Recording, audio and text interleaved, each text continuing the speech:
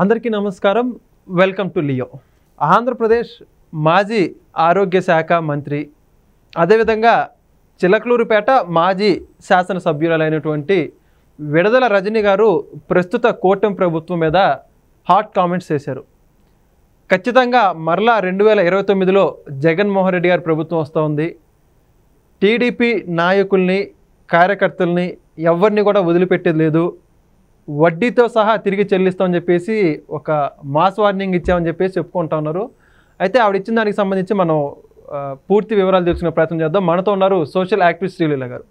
Madam నమస్కారం అండి. నమస్తే మేడం, మొత్తానికి విడదల రజని గారు బాగా ఫైర్ అయ్యారండి టీడీపీ మీద, ఈ యొక్క కూటమి ప్రభుత్వం మీద, కార్యకర్తల మీద, నాయకుల మీద. మేము కేసులు పెడతాం, మాకు తెలుసు కేసులు పెట్టడం, ఏ ఒక్కరిని వదిలిపెట్టేది లేదు, వడ్డీతో సహా తిరిగి చేస్తూ ఉంటున్నారు. నిజంగా అంటే వాళ్ళ ప్రభుత్వం వచ్చాక మాత్రం వదిలిపెట్టేది లేదంటున్నారు. మీరే ఉంటారు మరి? మేము కూడా అదే చెప్తున్నాం. ఏంటి అంటే ఎవరు ఈ విడదల రజని మొక్క, సైబరాబాద్ మొక్క అని నేను తులసి మొక్కనని చెప్పి గంజాయి మొక్కగా మారింది. ఈవిడ వడ్డీతో సహా తిరిగి ఇచ్చేస్తాం, ఇవ్వమనే కదా ఇప్పుడు అడుగుతుంది. వీళ్ళు దోచుకున్నవన్నీ ఇవ్వండి, రాష్ట్రానికి ఏమేం దోచుకున్నారు, ఏమేం దాచుకున్నారు, మేము కూడా అదే కోరుకుంటున్నాం. కరెక్ట్గా చెప్పింది విడదల రజని. వడ్డీతో సహా తిరిగి ఇవ్వండి, తిరిగి ఇచ్చేయండి. ఎవరెవరు భూములు కానీ, డబ్బులు కానీ, మద్యం మాఫియా కానీ, పీడిఎస్ రైస్ కానీ, ఈ మాఫియాని మొత్తం గుట్టు రట్టవుతుంది. ఇప్పుడు ఏం జరిగింది, ఎంత దోచుకున్నారు మొత్తం బయటికి తీసుకురావాలి. ఇవ్వమ్మా, వడ్డీతో ఇవ్వు. నువ్వు ఇస్తానంటే తీసుకోవడానికి రెడీగా ఉన్నారు ఆంధ్రప్రదేశ్ ప్రజలు. ఎవరెవరి దగ్గర ఎంతెంత దోచుకుంది ఈవిడ మాట్లాడుతుంది ప్రతిపాటి పుల్లారావు గారి గురించి.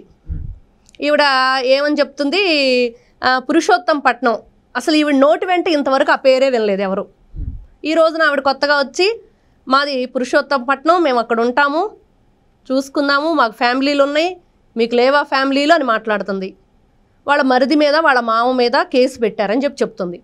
వాళ్ళు చిలకలూరుపేటలో కోటప్పకొండ తిరునాళ్లలో వీళ్ళు చేసిన దందాలు, రౌడీయిజం ఎవరికి తెలీదు. ఈ రోజున ఈవిడ మాట్లాడుతుంది వాళ్ళ మరిది, వాళ్ళ మామగారు అసలు చాలా అమాయకులు, అసలు ఏమీ తెలియదు వాళ్ళు. అస్సలు ఎంత అంటే శ్రీరామచంద్రుడను ఒక సత్యహరిశ్చంద్రుడు అన్నట్టు మాట్లాడుతుంది ఈవిడ. అమ్మ, అందరికీ తెలుసు 2019 నుంచి మీరు చేసిన అడ్డగోలుగా రాష్ట్రాన్ని ఏ విధంగా దోచుకున్నారు, రౌడీయిజం చేశారు. గవర్నమెంట్ రైతులకి ఇచ్చిన డబ్బుల్లో ఎంత కొట్టేసింది ఈవిడ. ఈ రోజున వాళ్ళందరూ బయటకు వచ్చారా లేదా? ఈవిడ బాధ ఏంటంటే వడ్డీతో తిరిగి ఇస్తామంటుంది. ఇవ్వమనే అందరూ చెప్తున్నారు. రీఫండ్ చెయ్యండి, రాష్ట్రానికి నిధులు లేవు, ఇప్పుడు అప్పుల పాలయ్యింది. 2019 నుంచి 24 వరకు జగన్ మాఫియా అంతా కూడా దాచుకున్నారు, అదంతా ఇవ్వమనే కోరుకుంటున్నారు.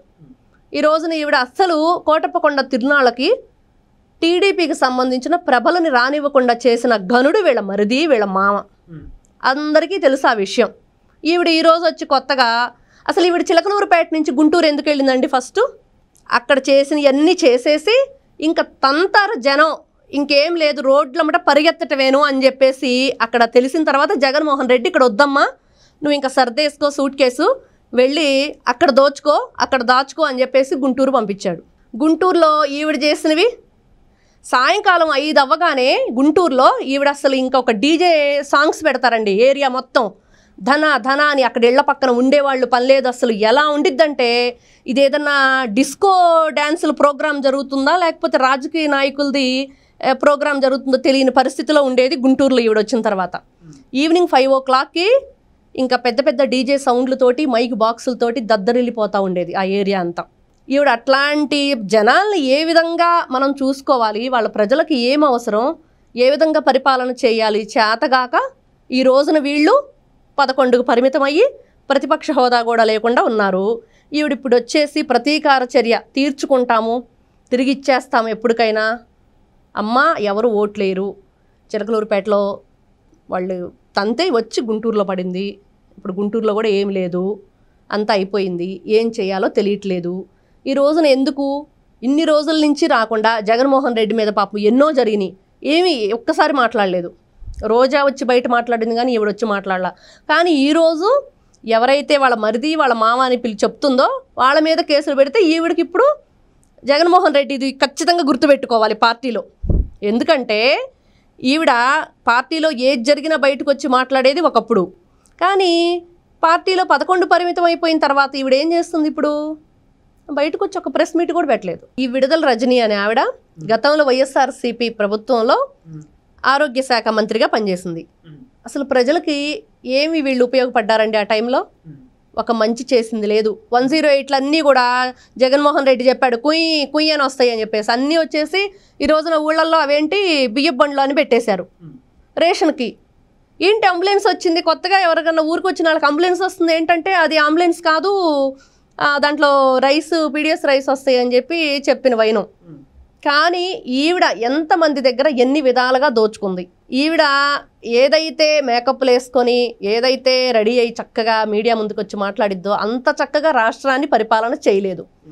అదే దృష్టి వాళ్ళు ఎంత మంచిగా రెడీ అవుతున్నారు, ఎంత మంచిగా దోచుకుంటున్నారు దాచుకుంటున్నారు, అదే దృష్టి రాష్ట్రం మీద పెట్టి రాష్ట్ర ప్రజల మీద పెట్టి వాళ్ళ ఆరోగ్య అవసరాలు కానివ్వండి, వాళ్ళ వసతులు కానివ్వండి, ఏదైనా సరే ఏది కూడా రాష్ట్రకు వాళ్ళు ఉపయోగపడే ఒక్కటి పని చేయలేదు. ఇంకా వాళ్ళ దగ్గర నుంచి వీళ్ళు దోచుకున్నారు, ఎంతమందిని ఇబ్బంది పెట్టారు, ఎన్ని విధాలుగా వచ్చి ఈ రోజున ఏదైతే వైఎస్ఆర్సీపీ ప్రభుత్వంలో వాళ్ళు చేసిన దందాలు, డబ్బులు దోపిడీలు అవన్నీ కూడా కేసులు ఉన్నాయి. ఇప్పుడు ముందర ఆ కేసుల గురించి బయటకు తీస్తే ఈవిడ ఏంటనేది తెలుస్తుందని చెప్పేసి కూటమి ప్రభుత్వం గట్టిగా ఇదైతే తీసుకోవాలి.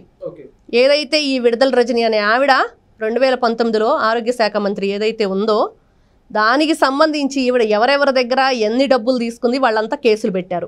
ఆ కేసులు బయటికి తీస్తే ఈ రోజున ప్రతిపాటి పుల్లారావు గారు కూడా దీని గురించి కొంచెం ఆలోచించి ఆయన గురించే మాట్లాడింది ఆవిడ. ముఖ్యంగా బయటకు వచ్చేసి కొంచెం పుల్లారావు గారే దీని గురించి బయటికి తీసుకొచ్చి ఆవిడ మీద ఏమేం కేసులు ఉన్నాయో అవన్నీ ఒకసారి ప్రజలకు మళ్ళీ ఇంకోసారి తెలియాలి. ఓకే మేడం, ఇక్కడ ఇంకోటి ఏంటంటే ప్రత్తిపాటి పుల్లారావు గారు ప్రస్తుత చిలకలూరుపేట శాసనసభ్యులు. ఒక రకంగా విడుదల రజని గారు ఆవిడ తొలి రాజకీయంగా అరంగేట్రంలో ప్రత్తిపాటి పుల్లారావు గారు బాగా సహకరించారని చెప్పేసి చెప్పుకుంటూ ఉంటారు. అంటే మొదట ఆవిడ రాజకీయాల్లోకి రావడానికి చేయబట్టి నడిపించినటువంటి వ్యక్తి. ఈరోజు ఆయన్ని ఈవిడ చాలా పెద్ద ఎత్తున విమర్శిస్తూ ఉంది. ఈయన గురించి మొత్తం బయట పెడతాం, మేము ఎంత చూస్తాం అని చెప్పేసి మాట్లాడుతుంది. దీన్ని ఎలా అర్థం చేసుకోవాలంటారు? ఎలా అర్థం చేసుకోవాలి? ఎవరైనా గురువుకి దక్షిణ ఇస్తారు, ఈవిడ గురువుకి దక్షిణ ఇవ్వకపోగా ఇంకా ఇట్లాంటివన్నీ కూడా. అంటే ఇప్పుడు ఒక విషయం ఇక్కడ మనం గుర్తు చేసుకోవాలి. ఒక మంచి నాయకుడి దగ్గర నుంచి నాయకత్వ లక్షణాలు, మంచి పార్టీలో నువ్వు జాయిన్ అయిన తర్వాత ఏదైతే వైఎస్ఆర్సీపీ పార్టీలోకి వెళ్ళి నేను ఒక మొక్కని అని చెప్పుకుంది, ఈ రోజున గంజాయి మొక్కలాగా అక్కడ పెరిగి దానికి సంబంధించిన ఎట్లాంటివి ఉంటాయండి, అవే ఆలోచనలు, అవే తీరు, అదే మాటలు. ఆవిడ ఏదైతే వైఎస్ఆర్సీపీ ప్రభుత్వంలోకి వెళ్ళిన తర్వాత ఈవిడ ప్రత్తిపాటి పుల్లారావు గారికి నాకు రాజకీయ గురువు, ఫస్ట్ ఆ విషయం మర్చిపోయింది ఆవిడ. ఇప్పుడు ఆవిడకి ఏదీ తెలియనప్పుడు ఒక రాజకీయంలోకి ఇలా వచ్చేసి ఎలా మాట్లాడాలి, ఎలా ప్రవర్తించాలి, ఎలా ఉండాలి అన్నీ నేర్చుకున్న తర్వాత ఈ రోజున ఆయనకి నువ్వు వదిలేసేసి బయటికి పోయి కొంచెమన్నా ఒక ఆత్మ విమర్శ అనేది ఉంటే ఆవిడకి ఓకే, మీకు రాజకీయ పరంగా ఎన్నైనా ఉండొచ్చు, కానీ ఒకప్పుడు మీ గురువే కదా ఆయన. ఏదైతే నీకు ఏది తెలియనప్పుడు నిన్నైతే ఒక రాజకీయంలోకి ప్రవేశపెట్టినప్పుడు ఆ విలువ కానీ ఆయన మీద ఒక గౌరవం కానీ ఏదీ లేకుండా ఈ రోజున ఆవిడ ప్రవర్తించిన తీరు ప్రతి ఒక్కరికి కూడా అది మాత్రం ఇబ్బందికరంగానే అనిపించింది. ఏదైతే ప్రత్తిపాటి పుల్లారావు గారు ఆవిడకి ఈ రోజున ఈ విధంగా ఈవిడ మాట్లాడే ఇది వచ్చిందంటే ఒకప్పుడు ఆయన తనని ఏదీ తెలియని అప్పుడు తీసుకొచ్చారు కదండి రాజకీయాల్లోకి. తీసుకొచ్చినప్పుడు ఆవిడ ఎక్కడ నిలబెట్టుకుంది? అది నిలబెట్టుకోలేదు. మళ్ళీ ఆయన్నే విమర్శించి ఏదో చేస్తాము, ఏదో నువ్వేం చేయనక్కర్లేదమ్మా, ఇప్పుడున్న కూటమి ప్రభుత్వం అంతా చూసుకునిద్ది, నువ్వు దోచుకుని దాచుకున్నవి అన్నీ కూడా రీఫండ్ చేయాల్సి వస్తుంది. Okay, thank you madam. నమస్తే.